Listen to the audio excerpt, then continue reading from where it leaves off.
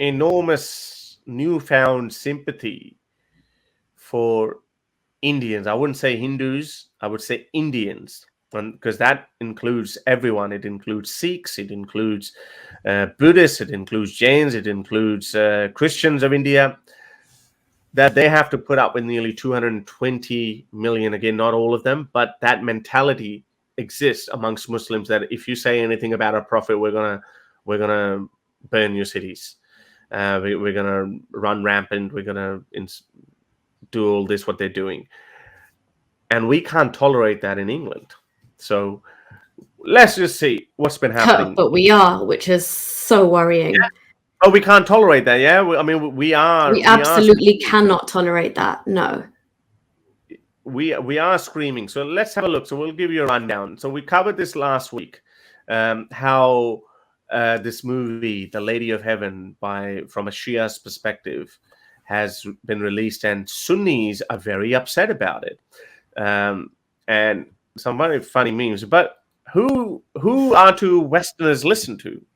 These are also Muslim girls. They say, I stand with the Lady of Heaven. So Shias are saying we're okay with this movie.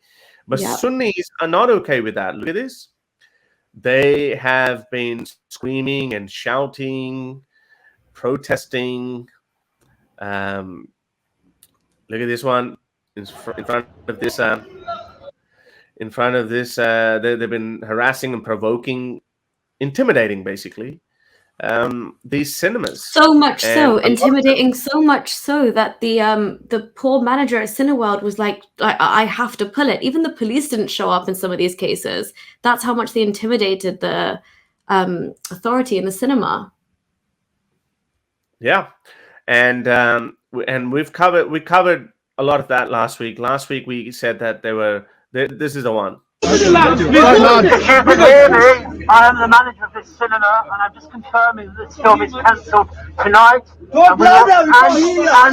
for the rest of this week, we will not be showing the film again. We will not be showing this film again. So he said that we've cancelled it. This is it. It's done. Why? Because this mob turned up, and they're going to decide what you and I can watch and what you can't. And I have a little question for this. I get it. They're intimidated. But I have a question to the British public, to the British government. I have a question. In the 80s, you would have shown a lot of Cold War movies like Rambo and there's so many others. If 10, 20, 30 Soviets or Russians had turned up or protested in front of your Cineville World or View or whatever, your Odeon or whatever these companies are, would you have cancelled them? Would you have taken those movies off? No, you wouldn't have. Why? Even though that may as well would have been, a lot of that would have been propaganda. And yes, that's how movies work. They show their own narrative and whatever. And now, and we watched the movie, and we're going to talk about this, that why Sunnis are so pissed off. But this is a moment of concern for the British public, for the British government. By the way, Nuria, there's one interesting fact that I wanted to share with you.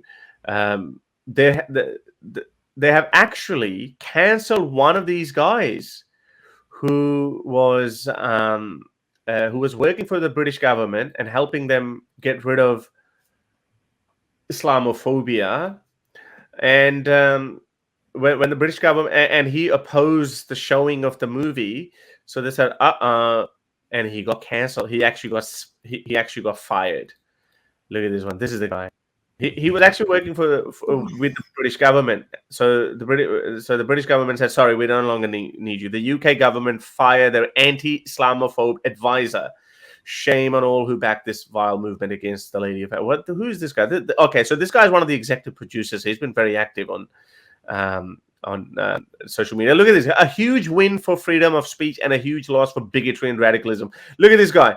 So if we started criticizing Fatima and Ali, I wonder where he would stand on the freedom of speech. So they're just as bad as each other. Both of this side, they're both just as bad. And Let's have a look. So, do you want to add something to this point? Yeah, I do. So just to give some context as well, let's just come at this properly. So Lady of Heaven is a movie basically, well, it's from the Shia perspective, as Horace was saying, and it's actually produced by Shias. So first of all, the only people calling this movie Islamophobic are mostly Sunnis. Like, no, Shias are very happy with this film being out there. But yeah, so basically it's based on the story of Prophet Muhammad's daughter, Fatima, who is essentially the Lady of Heaven. And in this, they have actually gone so far as to depict Muhammad's face, albeit from computer graphics, so it's not actually based on any human being, but they actually show his face and they show the faces of the caliphate, which we'll go into in a second. But yeah, so to be honest, I could not care less. Like, I would not go and spend my money on a movie like this unless it was, you know, groundbreaking. But the last Islamic movie I'd watched was The Message, and this was more the hype surrounding the movie when it came out is what made me think, okay, you know what, we have to go and see it. And me and Horace were like, yeah, let's definitely see what all the fuss is about, because what is this kind of like, you know, this fit that they're having outside of the cinema, to the point where I think in across England and most cinemas, it was on for a couple of days, and then like cinemas here and there were pulling it depending on who was protesting and what city and what was happening. But even when I was watching it, the fact that you had to have security come in so many more times than they would in a normal film was just already telling. And yeah, so it was a weird experience. We can go into that in a second. But yeah, basically, this is really, really severely alarming, because what happens is in most of these situations, the police didn't even have enough guts to turn up, and it was left down to these cinema managers, and they caved in to these goons. Instead of saying, we are in England, you cannot impose your views and your limitations and your ideas of blasphemy on us. I repeat, we are in the UK, we do not have blasphemy laws here. So the fact that they have actually succumbed to this, it's like, it's a sad time. We're harking back to the times of Salman Rushdie, and the fact that people think they can get away with burning books that they don't like and silencing an author because he said something that goes against their fundamental feelings being hurt. We cannot be doing that. Every single time we give them an inch, they take a mile. So it's literally like akin to playground bullying. Okay, if you cave in and you give that bully your lunch money one day, or you let him hit you or slap you, you think that's it and they're just going to stop? No, they're going to come back and expect to do the same thing over and over again, especially when they realize it works. And it's insane that we don't ban films here. We have freedom of speech. If you don't like it, don't watch it. But yeah, this is ridiculous. I'm sorry. The UK needs to take a stronger stance than this. Do you want to read my tweet in your posh British accent? It's going to sound a bit smarter. Soon you will have... Okay, sure. Give a bit of character to it. Like, just believe in it. Like, just say, just soon you will have no freedoms left. You know, it's kind of like that. Okay, fine. Soon you will have no freedoms left if you keep acquiescing. Acquiescing, yeah. Acquiescing. Wow, Horace. Look at you using that word in a tweet, you know? Very impressed. Okay. Acquiescing, those of you who don't know, the people who don't know acquiescing, that means basically giving up your, just giving up without protest, just accepting it, just submitting, but not protesting, accepting something reluctantly, but still not protesting, just accepting it basically, but you don't want it. Yeah. Acquiescing, yeah. And you don't stand for your values. Now a mob decides what movie you can and can't watch. Would Britain have taken down the Cold War movies of the 80s had some Russians protested? You tell him, Horace. Yeah, they wouldn't have. So why do we make this exception for Muslims? It is no, not even Muslims. Sunni Muslim, and that's the conundrum for the non-Muslim world. They're like, who should we listen to? Sunnis or Shias? And imagine if Ahmadis make up a video or make a movie. They look pretty loaded. They'll be like, hang on, we're Muslims. Why are you preferring or you know, allying yourself with one particular sect or majority version of Islam? Why? There's no. And that's a conundrum. That's why I keep saying the West is sitting on a powder keg. These countries, the Western countries, they just, they have no clear policy on this.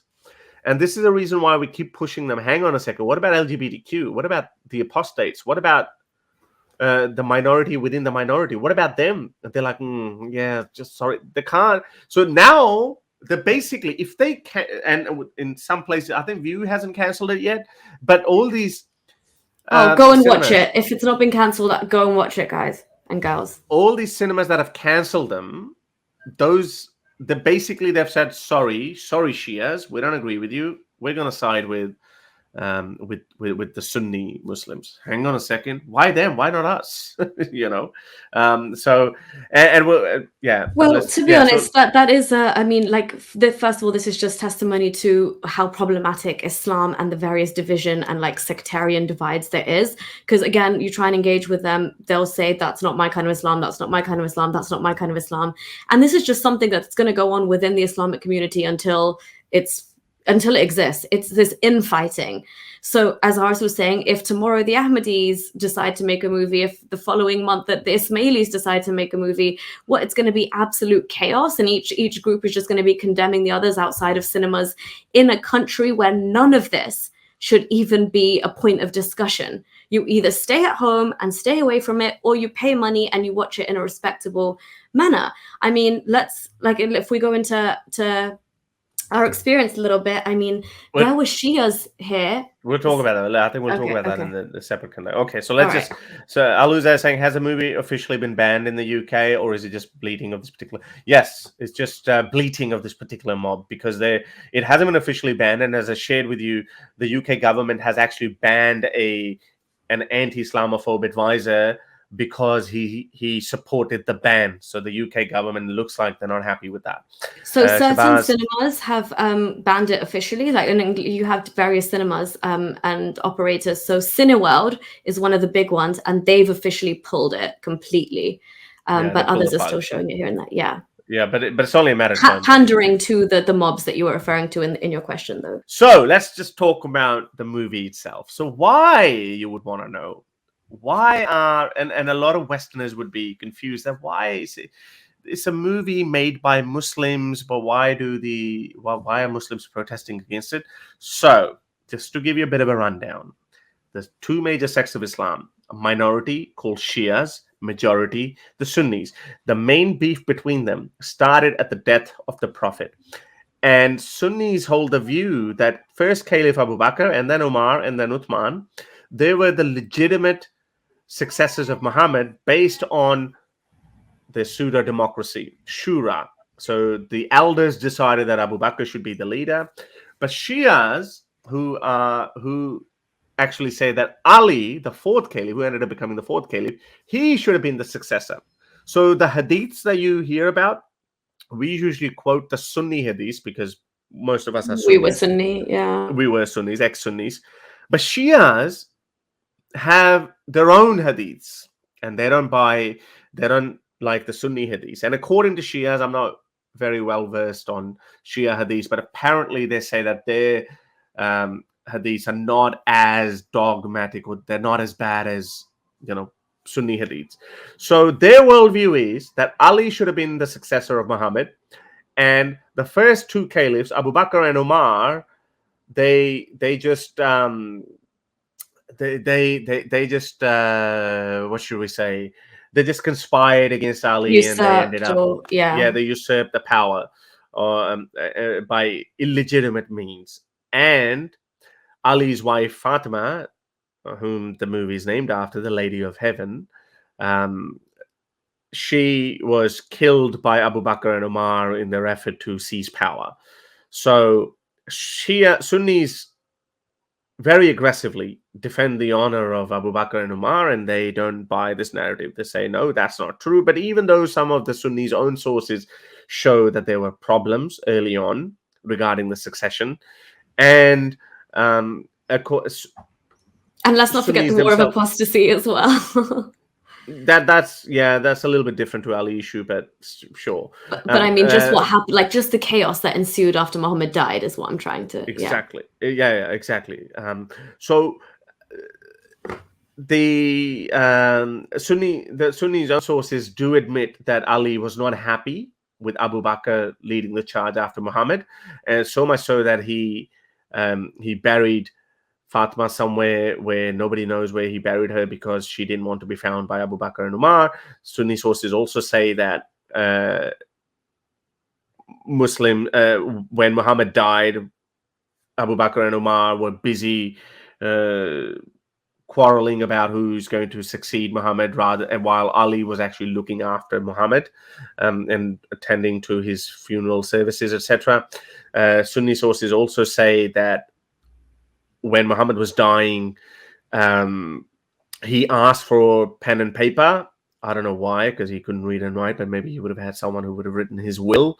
But Umar said, this is his own Sunni source, Umar said, no, we've got the Quran now. The religion is complete. We don't need his opinion now because he's very sick and very ill. This is Sunni's own sources. But that's where it ends. The other point is that for 6 months, Ali did not pledge his allegiance to Abu Bakr for the first 6 months, and that's when Fatima died as well. So that's it. So that's the Sunni worldview. Very vague. Does show that there were some problems, but they don't go in detail. They don't say that that Abu Bakr and Umar usurped it. But Shia version is very aggressive and very different. So, and that's what the movie revolves around. So first of all, let's get this out of the way, because when we do talk about it in the future, some people might find it offensive, but here's a point to be made. You might have heard Sunnis say, Muslims at large say, there's no racism in Islam, even though there are plenty of racist hadiths and sources in Islam. As let me show you some of the hadiths. Yeah, even though 2 black slaves were traded for one non-black slave. Yeah, and also some of these statements, you see that when we say even, like, you should listen to a woman, even if it's Nuria Khan, you'd be like, what do you mean, even Nuria Khan? So there are so that that's the kind of attitude Muhammad had towards blacks. There's one, the Sahih Bukhari 739, concerning the dream of the Prophet in Medina. The Prophet said, I saw a dream, a black woman with unkempt hair going out of Medina and settling in Mahaya. Muhammad interpreted it as a symbol of the epidemic of Medina being transferred to Mahaya.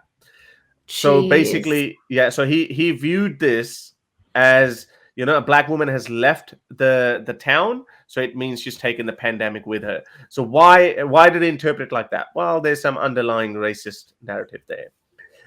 There's another one, very famous one. Muhammad said, I admonish you to fear Allah and to listen and obey, even if a black slave has been appointed as your leader. In another place, it calls says, him a raisin head. That's the Sahih Bukhari one. You should listen to and obey your ruler. That's where it should have ended. You should listen to and obey your ruler. But no, even if he was an Ethiopian black slave whose head looks like a raisin.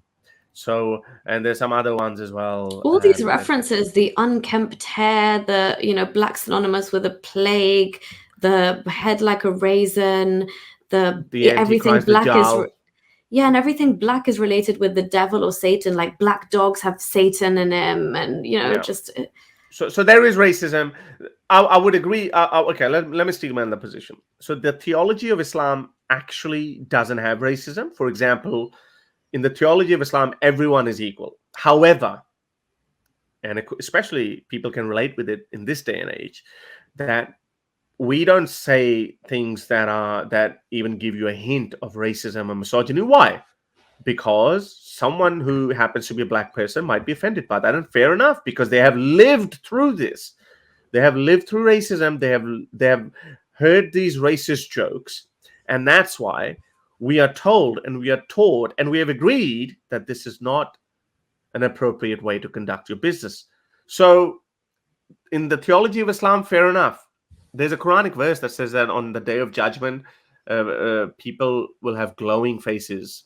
They would be the good ones, and they will go to heaven. And then there will be people with black faces, Yeah, the and sinners. they will go to hell.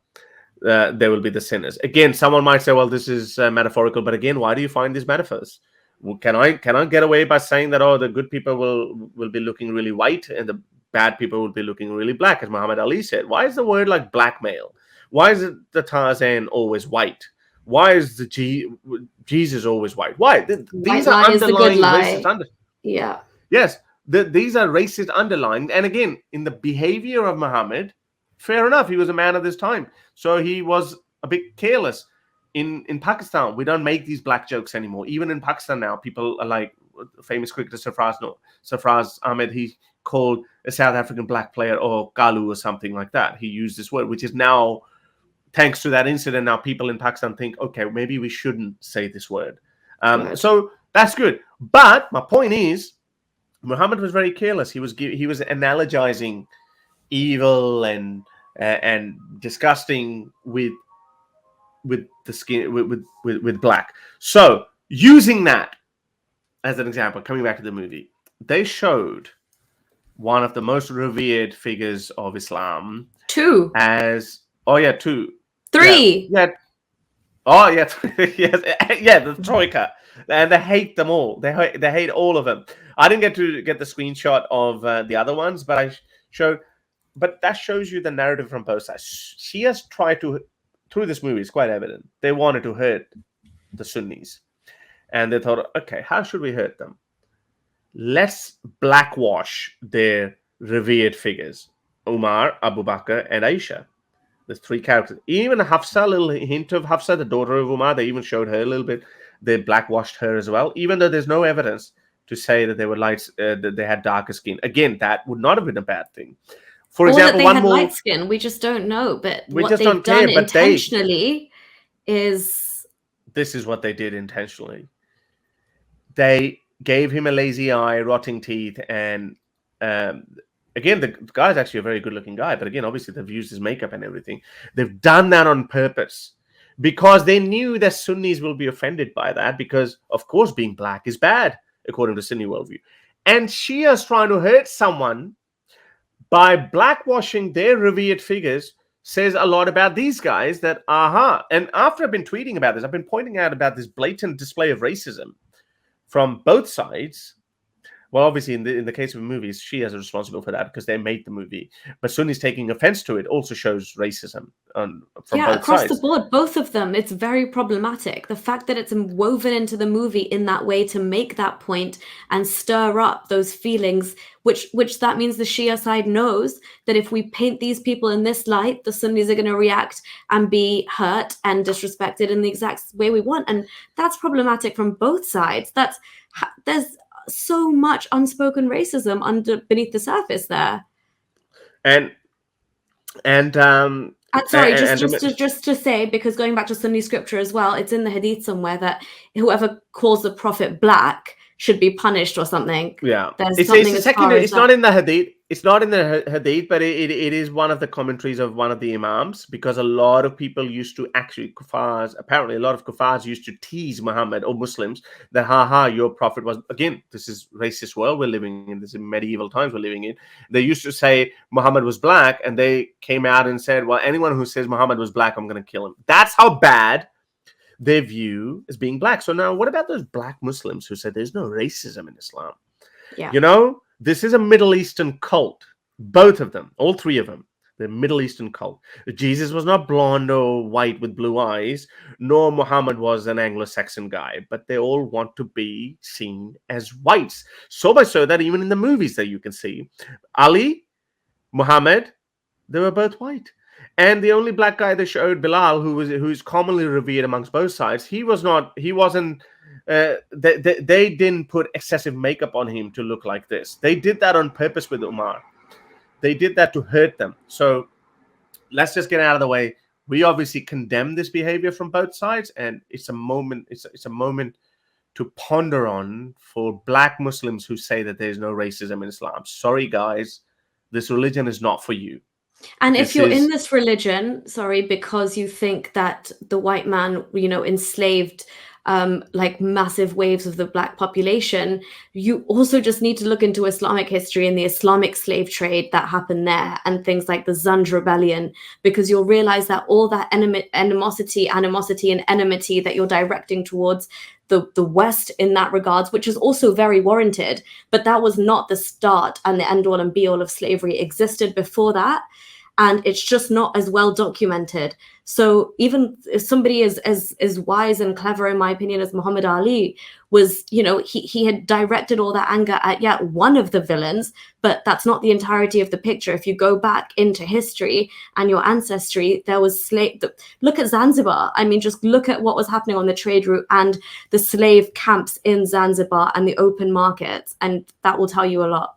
So please don't hang on to Islam. So let's just get America. Well, Muhammad Ali's like, I mean, I love the guy, but obviously he was introduced to the nation of Islam, and obviously that was black that's Islam already of America. Yeah, that's already more for socio-political. Yeah. But anyway, and he had, for good reasons, he had problems with slavery, discrimination. Back in his days, I remember he threw away his gold medal in some Hudson River or something. Not because they didn't let him into a restaurant, and he was like, "I am the Olympic champion of the world." Means nothing when I can't even walk around my own streets and be treated as an equal human being. Yeah. So he had that hatred towards the American system, and for good reasons, but then he just out of fire not the full picture. But yeah. So let's get into the movie. So now you know the context, now you know the blatant racism, and now let's just talk about historicity of the movie. So they showed Abu Bakr and Umar were the villains of this movie. When Muhammad in his dying days was getting sick, and he was poisoned. Actually, there's one. The Battle of Uhud was shown, the second battle, and you can watch my detailed video with all the references. The bravery of Prophet Muhammad, Sultan. If you put that on YouTube search engine, you'll find that. It's one of my best videos. I sometimes watch it and giggle myself. Crack up.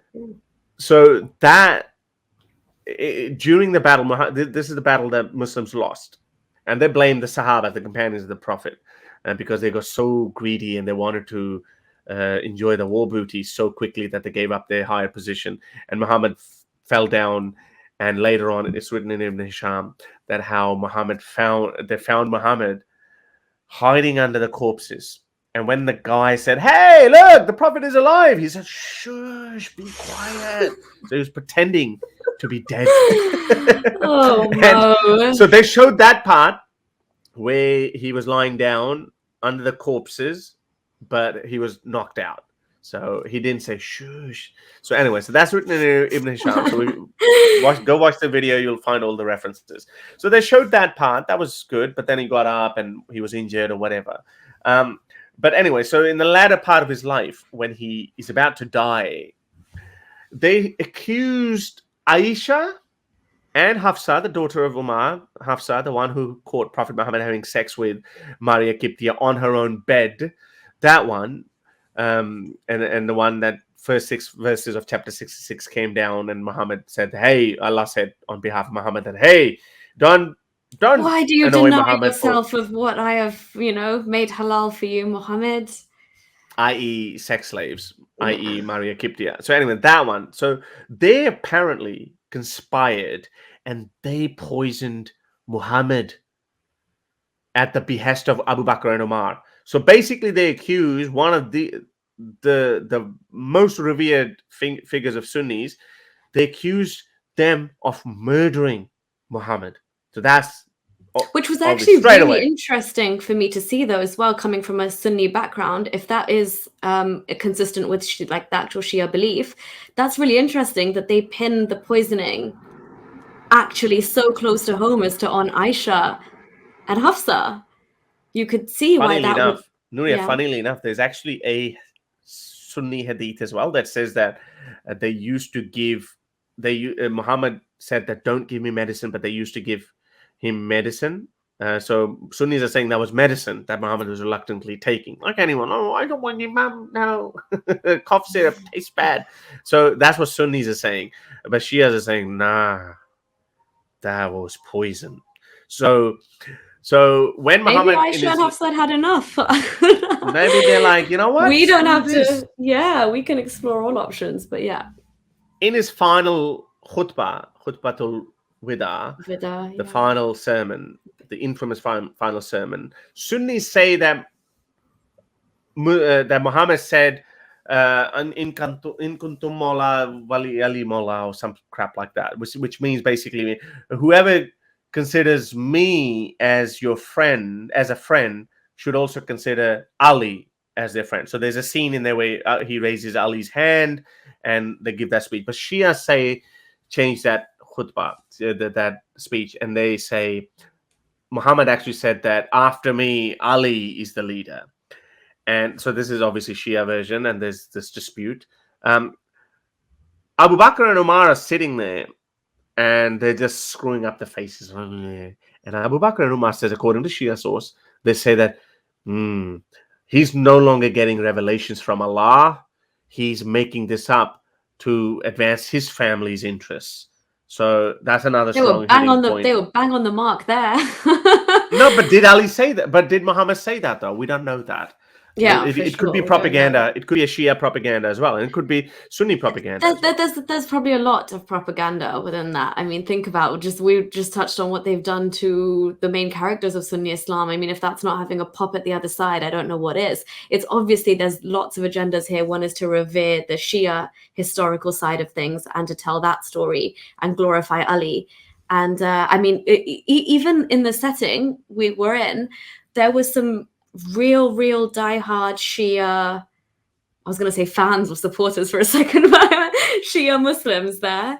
And they felt it so insanely. They were wailing, right? As they were watching this history unfold, they were actually wailing. They were wailing, and they ruined my movie experience as well. But Shias are trained in that. They were crying. I was like, well, it wasn't even that sad, mate. I couldn't say that, but it's the wailing it's directed at what they think, how they think Fatima has been so wronged, and and what has happened is like it's beyond them being able to bear it, because Islam essentially then has gotten derailed, like the way that Sunni or whatever we grew up thinking Christian Bible's corrupted, and that even if that's a Muslim whole kind of across the board thought, this is where Shias actually think that Sunnis ruined Islam as it was in its truest form, in the way that it had been given by the Prophet. So yeah, you can understand how it would steer these emotions for these people. And I think that's what they were trying to do. That's why this director is Shia, and he's trying to show that narrative. Even The Message, that's the only other really Islamic movie I know. If you guys know any others, like, let us know in the chat. But The Message was very much Sunni propaganda from my understanding, and what how I was raised as Sunni at that time. Shia's always in minority, so they just accept it. As long Shias are happy as long as Ali's not targeted, but Sunnis more or less actually don't target Ali, but they do support Muawiyah, which is Muawiyah. Those of you who don't know, Ali and Muawiyah had a war, and Sunnis respect Muawiyah equally, and they say, well, we don't get involved in this. It's a fight of our elders, so we don't have an opinion. It's like, what? So many Muslims died. You have to take a position which is either right or wrong. You have to take the right position. It's according to the Quran as well. But no, so that's why Shias are angry. Shias obviously are on Ali's side. But anyway, so they use that as an argument that, okay, Ali, Sunni said that my companion, anyone who sees me as a friend should see Ali as a friend. According to Sunni sources, and according to Shia sources, Shia say that, hey, Muhammad named him as our successor. That's the Shia argument. Sunnis counter it by saying that no, when Muhammad was sick, he actually appointed Abu Bakr as the leader of the namaz. Like he appointed him as the imam, and that's a symbol. That's a signal that he wanted Abu Bakr to be the leader of the ummah. And for the whole week, Abu Bakr led the prayers. So in the movie they showed, they responded to that as well. In the movie they showed Muhammad is sick, Aisha, by the way, she's been terribly blackwashed as well. And no, she wasn't shown as a little girl because Shias don't believe, because Shias think that that's a disgusting act. They say that the Sunnis have made this up. But anyway, but they still hate Aisha. Maybe they did it because they didn't want to hate a child. Anyway, so they showed that Aisha, while she was attending to Muhammad after giving him poison, she walked out and she quietly said that Muhammad has appointed Abu Bakr as the Imam. So she conspired. And in the movie, it shows that Abu Bakr is like, hey, I'm the guy. And then when he's about to start the prayer, then we hear this noise, the creaking noise. I was like, huh? What's that? And then we see Muhammad is like limping. He's walking to the front of the mosque, and Abu Bakr is like, and he gets angry, and then he goes back and sits, and Muhammad ends up leading the prayer. So Shias countered that. So we actually learned that through. I learned that through the movie. I know it's bad, but that's the Shia narrative. And in another instance, and then Muhammad dies, and Abu Bakr, there's a bit of a war. There's a bit of a fight between Ansars and Qurayshis, meaning the Abu Bakr and Umar. And Ansars say, according to Sunni Hadith, Ansars say that let's have two caliphs. One from Ansars. Ansars were the guys, people local of Medina who sheltered Muhammad when he was in trouble, and Qurayshis is the tribe where Muhammad came from, Makkah, the Meccan tribe. So Abu Bakr says in Sunni Hadith, Abu Bakr says that no, you can't be leaders. Only us can be leaders. And Shia version said that there was this dispute, but Abu Bakr conspired, and Abu Bakr ended up being the leader through force and intimidation and blah, blah, blah. Ali was busy looking after the funeral of Muhammad while these guys were squabbling over who's going to be the caliph. So that they showed that part as well. The other part, anyway, so Abu Bakr usurps the power. Initially, there's a bit of a scuffle between two groups, but Ali's group was always weaker than the other one, than the Sunni one. Abu Bakr had more support because Umar was on his side. This guy, he was a real baddie. But he belongs in like Pirates of the Caribbean or something. Not. But Ali did not pledge his allegiance to Abu Bakr. So Abu Bakr is angry. Abu Bakr is like, we gotta nip it in the bud. He storms to Ali's house. Fatima is alone, and he says, "Send him out!" And he has this crowd with him, and he says, "Send him out, otherwise I'll burn your house to the ground." Blah blah blah. And Fatima is trying to say, "Well, you're going to burn the house of the daughter of the Prophet." Blah blah blah. Ali's not home. No, she didn't say that Ali's not home. Ali wasn't actually at home. So anyway, so he goes to Abu Bakr. He says, "Are you really going to let this woman rule us?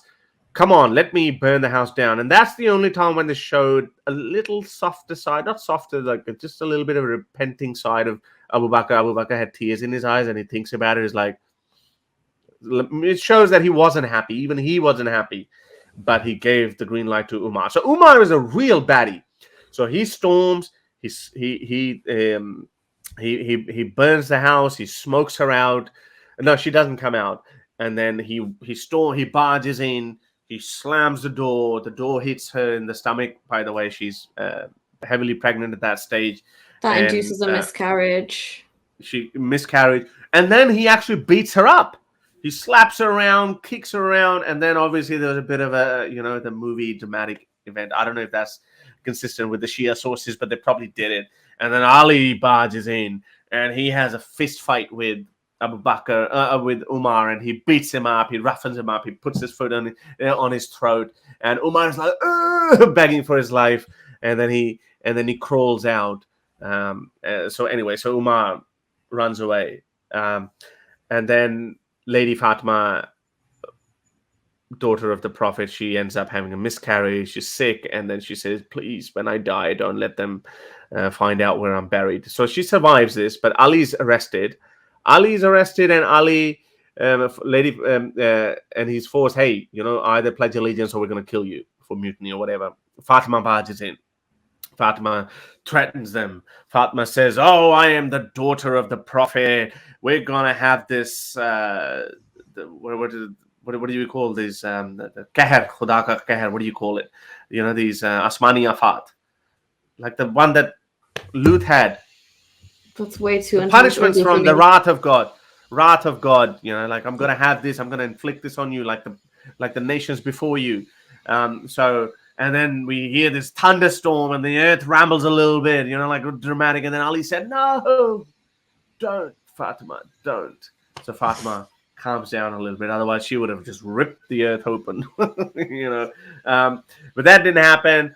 Abu Bakr for a moment thinks, oops. Kind of like the scene in Passion of the Christ movie when we had, when Jesus is crucified and then we see that. But anyway, so kind of like that. But Fatima backs down, but then Ali's uncle comes in and he grabs Ali's hand and puts it in the hand of Abu Bakr.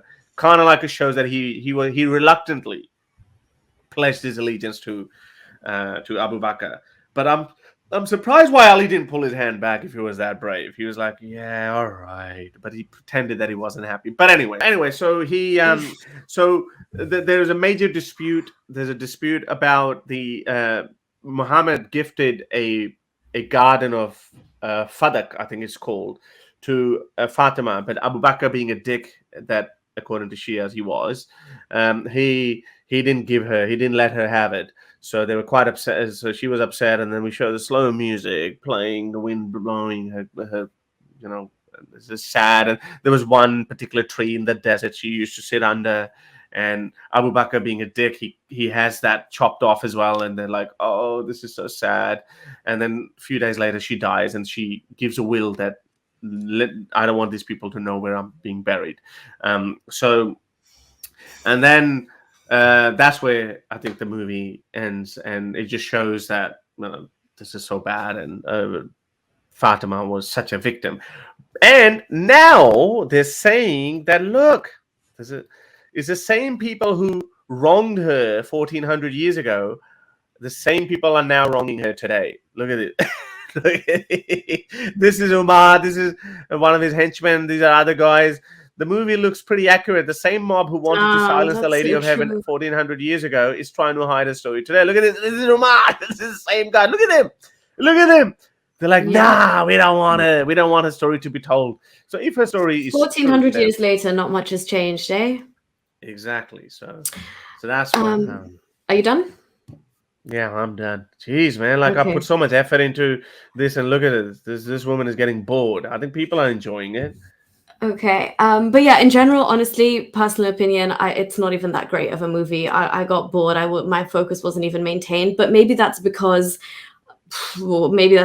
being so aware of Islam and like having people actually watch the film, being so emotional and so invested in this ideology in this movie, because it was obviously made by Muslims, albeit Shia Muslims.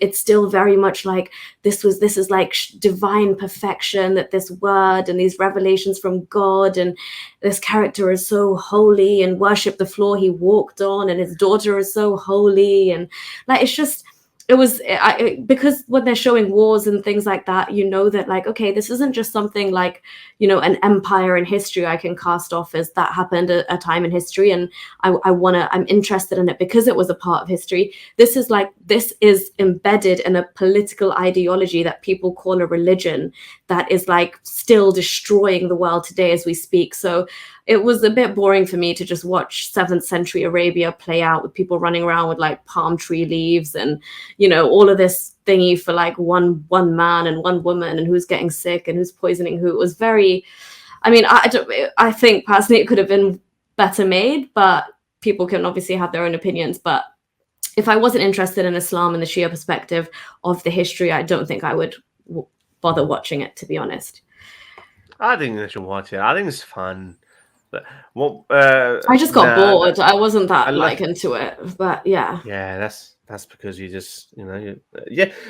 I mean, I was laughing, but then I was reluctant to laugh out loud because I thought, you know, there would be some Shias around. No, you can't. You can't do that. You can't be doing inflammatory things when because if they're feeling for it so intently, every Shia friend I know was so excited to watch this film, was really, really excited. Let's just say it. I did not stop myself from laughing because I thought that their feelings would be hurt. You know, I was just like, hang on a second, if there are 10, 15 of them, they're going to beat the hell out of me. So, so it was a logistical thing to save your bum bum. Yeah, it was a strategic thing. So, yeah. Okay, right. That's good to know. At least you restrained yourself, whatever it was.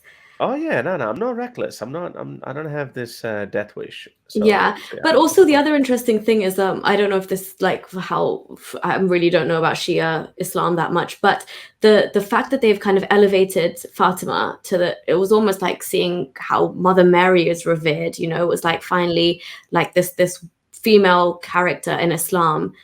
Is given this kind of like insane reverence and almost like this divine status that was very much, because imagine the movie didn't show Lady Fatima's face once. It was just like this mystical white veil, whereas Muhammad was shown and Abu Bakr and Umar was shown and Ali was shown, and obviously Ali was the fittest out of all of them on purpose. They're all computer generated images. They're all CGI. They're all CGI, even Muhammad, and they were because not that would be another actors. level of uproar, wouldn't it? They would say that's another level of blasphemy, depicting Muhammad saying that some human being walking around today is akin or is able to depict Muhammad. That's a complete no-go. That is, and imagine the death threats on the poor guy. Yeah, you wouldn't survive to see the next day, mate. You would not. His life expectancy will go down like that. Say goodbye to your Hollywood career. Courtesy of the religion of peace. Right. To help me produce more videos like these, support me on Patreon or PayPal.